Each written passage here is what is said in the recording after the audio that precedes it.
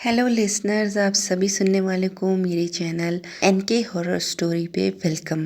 आप सबसे रिक्वेस्ट है कि मेरे चैनल को सब्सक्राइब करें और बेल नोटिफिकेशन को ऑन कर दें। तो चलिए आज की स्टोरी की तरफ बढ़ते हैं। दादा जान फरमाते हैं कि हमारी जवानी का एक वाक़या है कि मैं और मेरा दोस्त अक्सर रात देर तक बाहर घूमते फिरते थे और कब्रिस्तान हमारे गांव के नज़दीक था। वहाँ पीपल का बड़ा सा दरख्त था, नीचे कुआं था। कभी कभी हम लाल टेन लेकर मैं और दोस्त रात को पानी पीने के बहाने चले जाते थे कि सैर की सैर और वर्जिश की वर्जिश हो जाएगी। सारा गांव हम दोनों को नसीहत करता था कि रात के वक्त कब्रिस्तान में जाना ठीक नहीं है, इस वक्त जिन्नात होते हैं। हम थे कि किसी की एक नहीं सुनते थे।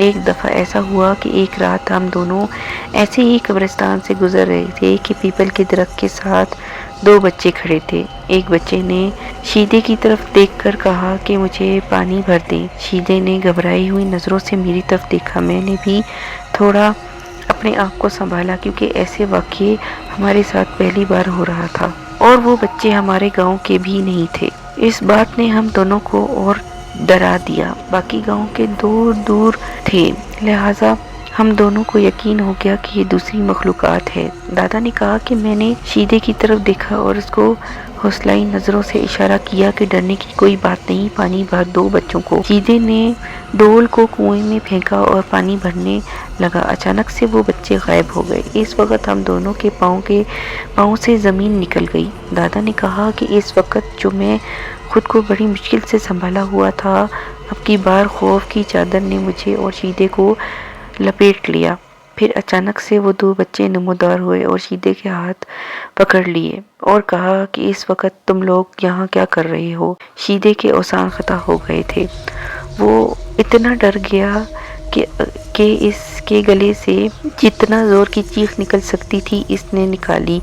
दादा ने कहा कि मैं था कि कभी कोई कुरान आयत का वेद कर रहा था, कभी दरूद शरीफ, कभी आयतल कुर्सी पढ़ कर जल्दी से खुद और शीदे पर दम कर रहा था। और दादा कहते हैं कि मुझे पसीना इतना था कि जैसे मैंने अभी पानी से मुंह धोया हो। खैर, कुरानी आयतों का असर हुआ। इन बच्चों ने शीदे को और मुझे, जो इस वक्त में कांप रहा था, दोनों को कहा कि आइंदा हम आप लोगों को यहाँ ना दिखें। और ये बात कहकर वो अचानक से गायब हो गए थे। जैसे ही शीदे ने देखा कि वो गायब हो गए हैं, शीदे ने सीधा गांव की तरफ दौड़ लगाई। दादा कहते हैं कि मैं शीदे के पीछे और शीदा आगे 1 किलोमीटर भागने के बाद बिलाखिर गांव आ गया और हम दोनों के दौड़ने और अशद की चीखने की आवाज़ें सुनकर पूरा गांव जाग उठा क्योंकि शीदा कब्रिस्तान से चीखता आ रहा था। गांव वालों ने पूछा, क्या हुआ? शीदा तो इस वक्त बेहोश हो चुका।